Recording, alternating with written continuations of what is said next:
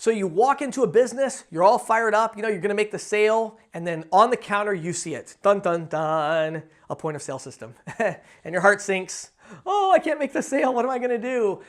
So today I'm going to give you the secret to selling point of sale clients. All right. They've already got a touchscreen point of sale system. What on earth do you do? Because you walk in, I cannot tell you how many salespeople I talk to that literally just turn around and walk out when they see a touchscreen point of sale system on the counter. Now, let me tell you a couple things about this. First of all, if you are brand new to the industry, if this is like your first week, month, you've made less than 10 sales, then turning around and walking out of the business is actually the right thing for you to do. I'm just going to be honest with you right up front. You do not want to get into a big mess of trying to integrate with a point of sale system when you're getting started. Once you have 10, 15 sales, you're starting to get a comfort zone with it. You got to at some point stop walking out of those businesses because you're losing a lot of money. And so let me explain how this works and what you can do, the secret to really integrating these solutions, okay? So number one, let's talk about kind of backup, macro, how does this actually work? The way it works is that these companies create point of sale software, okay? So there's hardware, there's software. So they create this point of sale software, they find hardware that works with it. And one of the ways that a lot of them make a lot of money is that they say, well, wait a second, if I integrate, with Mercury Payments or Heartland or somebody else, what's going to happen is I can charge kind of whatever I want, and the people really want my software, so as long as my fees are, reasonable or whatever, then I can charge whatever I want, and once I get them, now not only am I making my $59 a month software cloud services fee, but I'm also making $100, $200 a month in credit card processing residuals.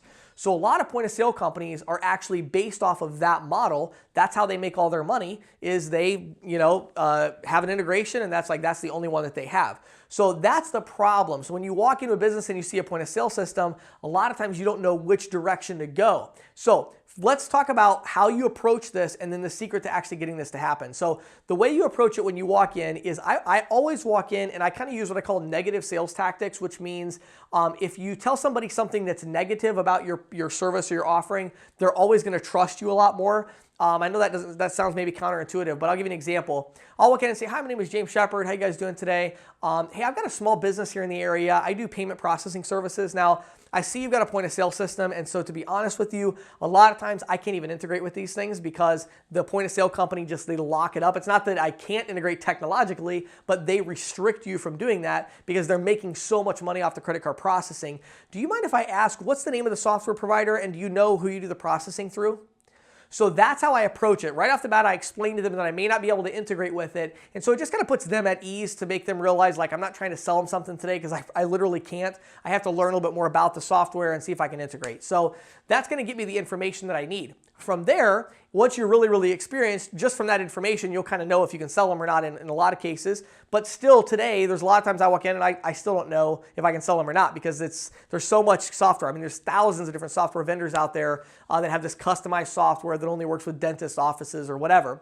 So now what you do, the secret to selling these point of sale providers is to call the point of sale provider directly and ask for technical support. That's the secret. That's all you got to do. Call up the software, look them up online, call them up, and it's like, POS Dentistry Plus, okay? So you Google POS Dentistry Plus. Here's the website, you look them up, you call the number, you're like, yeah, I have a technical question on my point of sale software. They're gonna transfer you to tech support. Don't talk to sales, don't talk to the executive, whatever, because they don't want you to switch the account, right?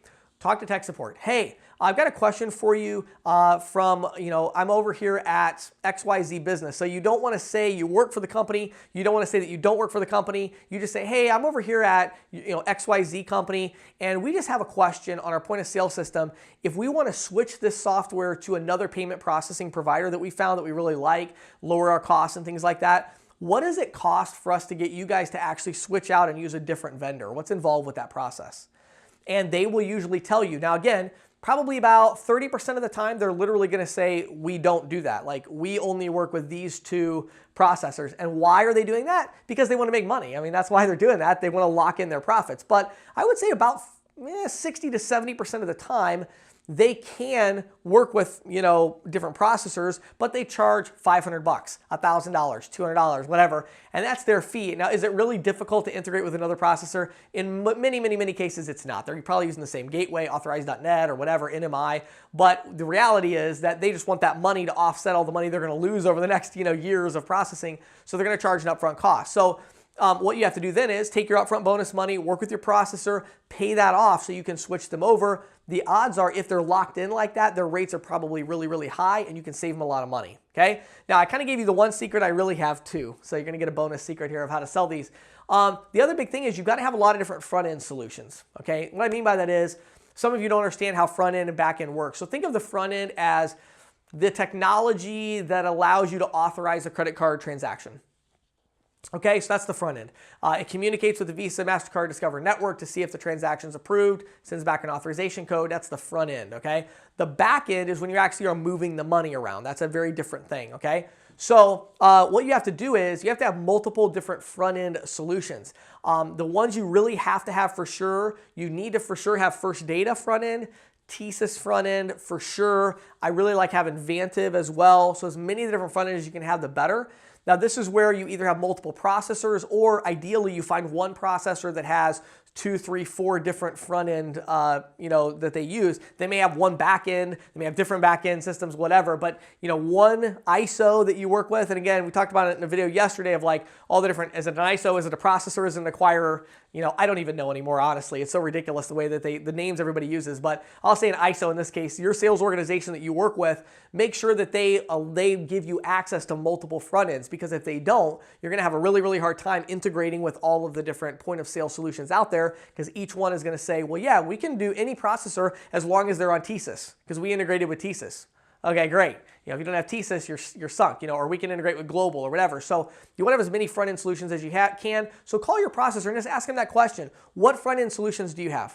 What do we have available to us? It may not be their primary. They may do 85, 90% of their business through Vantiv, but they may have a TSYS, a Chase Payment Tech, and a First Data front end or whatever, right? So find out what front ends they have, and then when you call tech support, you can tell them when they say, well, I don't know if we can integrate with you or not, you can say, well, I know for sure that the processor we're looking into, they said that they can integrate, they have a TSYS front end, Global, First Data, so if you integrate with any of those, we're good, or whatever it is. So you got to make sure you have multiple front ends, call tech support and talk to them about it. And again, maybe you get the sale, maybe you don't, but it's always worth a phone call, because if they're locked in, their rates are probably really high and it's not going to be that hard to get them to flip.